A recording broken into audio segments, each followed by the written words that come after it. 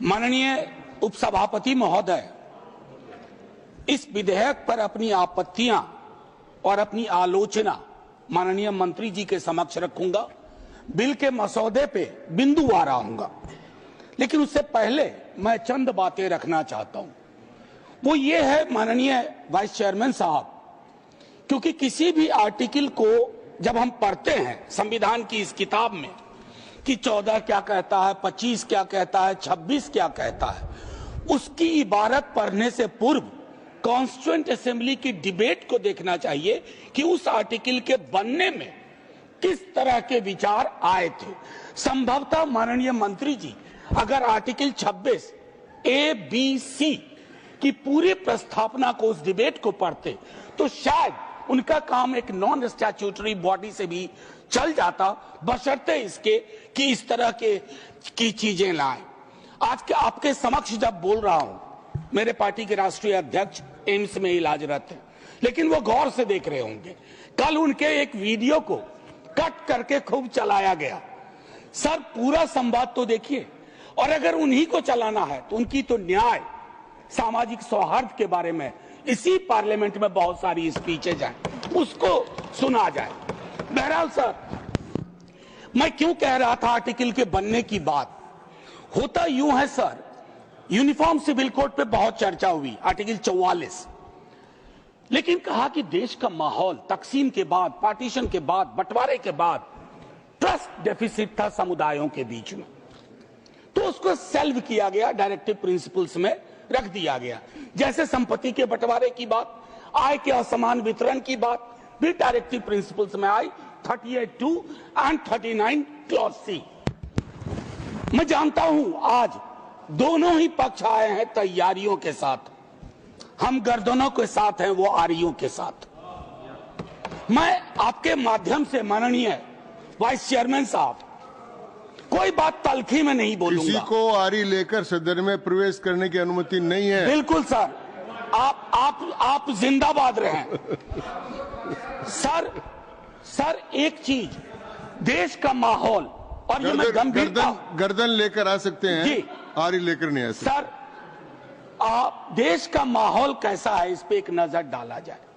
गाहे बगाहे economic boycott की बात होती है, गाहे बगाहे किसी पुरानी मस्जिद के नीचे कुछ चीजें ढूंढी जाती हैं, गाहे बगाहे प्लेसेस ऑफ वर्शिप एक्ट पे सवाल उठता है। सर, इस तरह के माहौल में आपके बिल का कंटेंट और आपके बिल का इंटेंट दोनों सवालिया निशान खड़े करता है। ये महत्वपूर्ण है।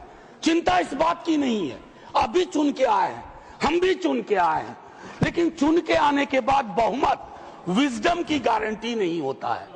आप लोग अक्सर ये सोचते हैं कि बहुत बड़ी बहुमत है तो सारा विजडम आप ही के पास है। सर, माननीय सभापति महोदय, खान पान, वस्त्र, आभूषण, भाषा, इबादत, इतनी तकरार, उसमें क्या होता है ना, एक समुदाय को लग रहा है। सर, मैं आपके माध्यम से एक चीज कहना चाहता था।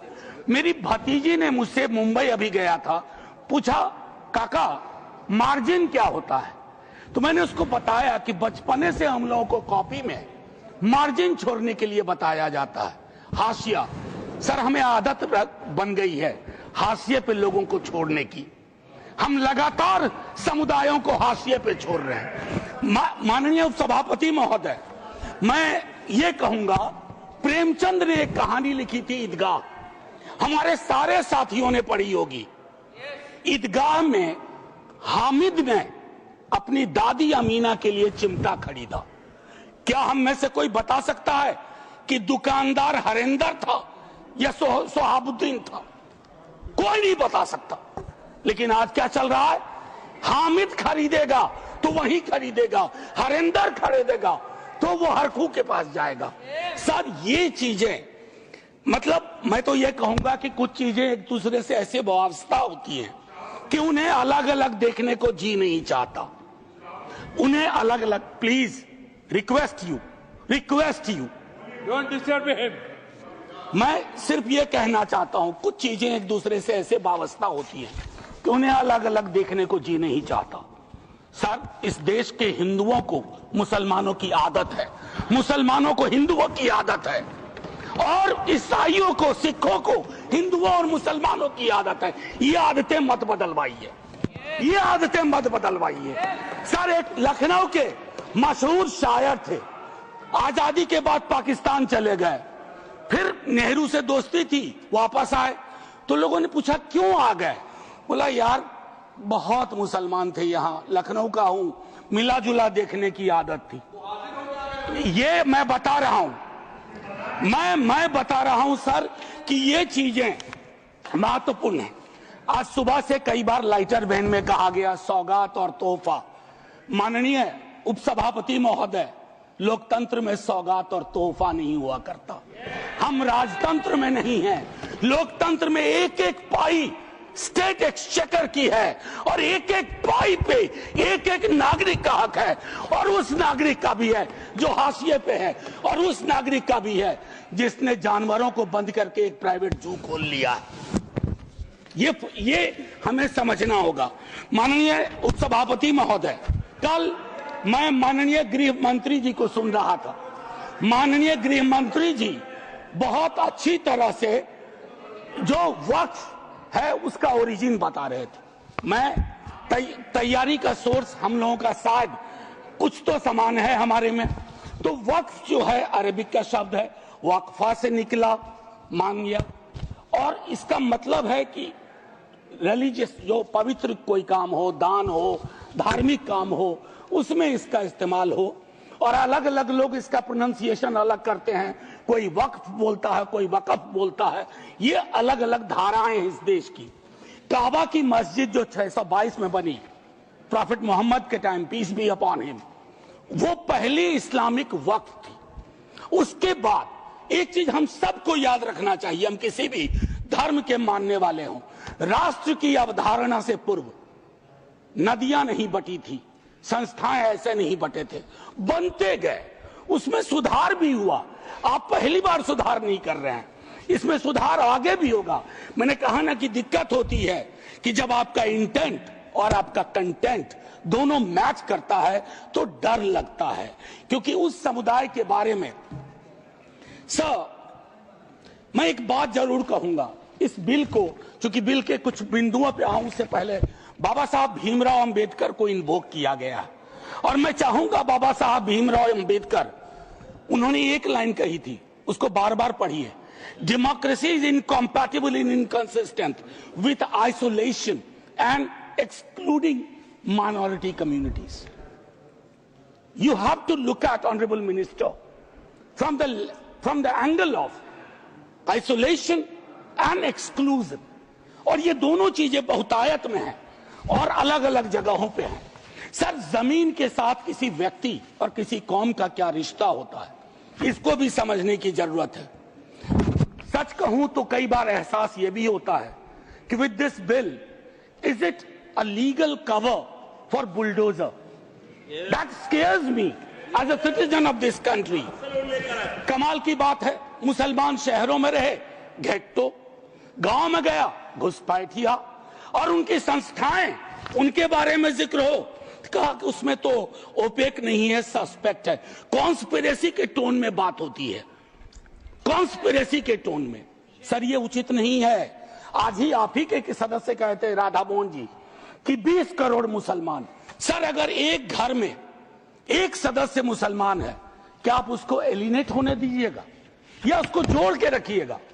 उसकी शिकायतों को और उनसे जो शिकायतें हैं वो कैसे दूर होंगी? बैठ करके दूर होंगी। किसी को डॉग विसिल पॉलिटिक्स का उपकरण बना करके अगर आप अलग करना चाहोगे तो वो उचित नहीं है। मैं माननीय उपसभापति महोदय, आपने कहा, मेरे कई सदस्यों ने कहा, नॉन मुस्लिम्स को, मैं तो बड़ा तारीफ करूंगा, खड़ा हो जाऊंगा पक्ष में, अगर इतना सेक्युलर मिजाज इस देश का कर दीजिए कि हर धर्म के संस्थाओं में दूसरे धर्म के लोग हों। इस्लामिक कम्युनिटी में डालिए तो हिंदू में डालिए, सिखों में डालिए, क्रिश्चियंस में डालिए, तब न बात होगी। या सिर्फ तय कर लिया कि सारे प्रयोग या सारा संयोग मुसलमानों को लेकर के होगा? ये उचित नहीं है माननीय उपसभापति महोदय। इसमें क्या है, मैं दूसरी चीज कहूंगा कि संपत्ति वक्फ की है अतिक्रमण के पंजीकरण के संदर्भ में। मेरे संजय जी कह चुके हैं, आपकी खुद की एफिडेविट है कि कितना डिजिटलाइज हो गया है, कितना इंक्रोचमेंट हुआ। एक छोटी सी बात कहूंगा कि एक बहुत बेहतर चीज आपने कही थी और मैंने नोट किया था सर, एक कायदे से, नहीं ढूंढने में जो समय लगेगा, नहीं सर, नहीं मिल गया सर। वो एक्चुअली सर, एक मिनट सुनो सही सर, सुनो, ढूंढने में जो समय लगेगा उतना अतिरिक्त समय आपको मिलेगा। Thank you sir. इन्होंने कहा, अब देखिए कि 30 बरस में, प्लीज जयराम जी, 30 बरस में सिर्फ 8। सर मैं इस बोनहोमी को तो धन्यवाद कहता हूं, लेकिन इससे मुझ जैसे सदस्य को थोड़ी दिक्कत होती है अपनी बात रखने में। बाकी अपने प्यार के लिए बहुत जगह है इजहार के लिए। मैं सिर्फ ये कह रहा हूं 30 बरस में सिर्फ 8 केसेस आए। क्या कर रहे हैं हम सर? अब वक्फ बाय यूजर, ये बहुत इंटरेस्टिंग चीज है। किसी भी समुदाय की एक स्मृति होती है। माननीय सभापति महोदय, आप मुझे देखिए, मैं भी आप ही को देखूंगा। किसी भी समुदाय की एक स्मृति होती है। कोई मस्जिद कब से यूज में है, कागजात ढूंढोगे। मैं अभी अपने बिहार का अनुभव बताता हूं। हम बहुत छोटी जोत के किसान परिवार से आते थे दादा के टाइम से। सर अभी वहां सर्वे हो रहा है, कागज हमें अपने घर में नहीं मिल रहा है सर। ये और सर्वे ही बंद कर दिया बिहार की सरकार ने। तो मैं ये कह रहा हूं कि पूरे समुदाय को कटघरे में खड़ा करने के लिए आप यूं ही एक आम अदना मुसलमान शहरी, अदरवाइज वो परेशान है। पुरानी संपत्ति है, लैक ऑफ टेक्निकल एक्सपर्टीज नहीं है, कहां से लाए, सब विवाद में आ जाएंगे। लिटिगेशन का एक पहाड़ खड़ा हो जाएगा हमारे समक्ष। और हां, आप डीएम को बहुत काम पकड़ाते हो। बेचारा डीएम लोकल लेवल पे हम कहते हैं ट्रैक्टर बन के रह गया है। जितनी आपकी योजनाएं हैं, जयंत भाई की विभाग की योजनाएं हो, किसी की डीएम नोडल ऑफिसर, और हम ये मान के भी चलते हैं कि डीएम है तो ज्ञान का सारा भंडार उसके पास है। डीएम को एक एक महकमे की मीटिंग का टाइम नहीं मिलता है। क्या क्या करेगा डीएम? मैं आपके माध्यम से माननीय सभापति महोदय, वीकर सेक्शंस की बड़ी चर्चा इसमें की गई है। कम से कम पसमानदा, अपने हिंदू समाज में भी पसमानदा बहुत बड़े। जब आप लोगों के पास आग्रह करता हूं जीरो आवर के माध्यम से या किसी उपकरण से कि साहब कास्ट सेंसस करवा दो, तो आप चुप हो जाते हैं। अभी संजय जी ने कहा कि भगवान ने अगर ये व्यवस्था नहीं बनाई ऊंच नीच की, जाति व्यवस्था की, तो भगवान के समक्ष जो इबादत का है, जो मंदिर है, वहां क्यों ये व्यवस्था बनी रहे? क्यों नहीं आरक्षण हो? क्यों नहीं हम सुनिश्चित करें कि पूजा पद्धति किसी एक जाति विशेष के हाथ में ना हो, हर कोई उसमें भागीदारी कर सके। सर तब तो जो राष्ट्र की संकल्पना थी हमारी, हम उसको साकार कर पाएंगे। अब देखिए कंसल्टेशन, रिजिजू जी बहुत इनोसेंट चरित्र के हैं, बहुत इनोसेंट चेहरा भी है। कंसल्टेशन के इतने आंकड़े बता दिए। अब भूपेंद्र जी आप उठते हैं, लगता है पॉइंट ऑफ ऑर्डर ले लीजिएगा। हाँ sir, consultation, there is absolute lack of consultation. Consultation is not about we called so many meetings.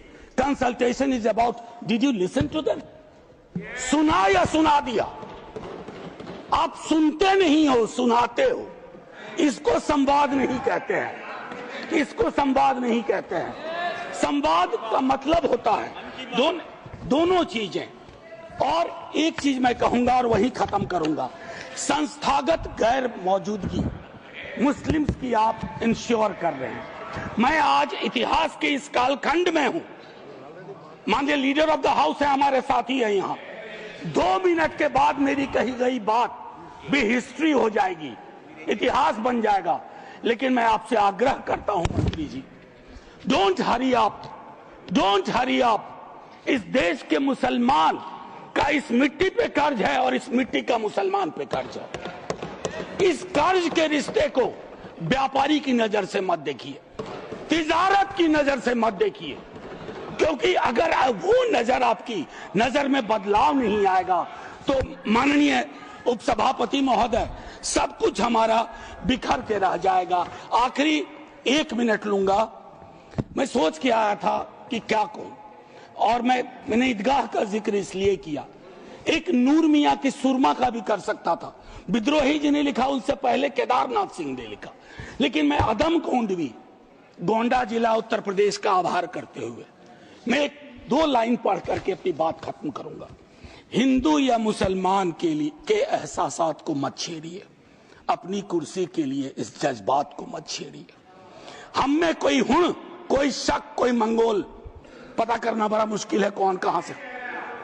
हम में से कोई हुण, कोई शक, कोई मंगोल, दफन है जो बात, अब उस बात को मत छेड़िए। गलतियां बाबर की थी, जुम्मन का घर फिर क्यों जले। ऐसे नाजुक वक्त में हालात को मत छेड़िए। है कहां हिटलर, हलाकू जार या चंगेज खां, मिट गए सब, कौम की औकात को मत छेड़िए। छेड़िए एक जंग मिलजुल कर गरीबी के खिलाफ। दोस्त मेरे मजहबी नगमात को मत छेड़िए। हाथ जोड़ के कहता हूं सर, इसको फिर से कंसल्टेशन के लिए भेजिए और एग्जीक्यूटिव के डिसीजन को कमतर करिए, एग्जीक्यूटिव के डिसीजन को, इन्फ्लुएंस को कमतर करिए।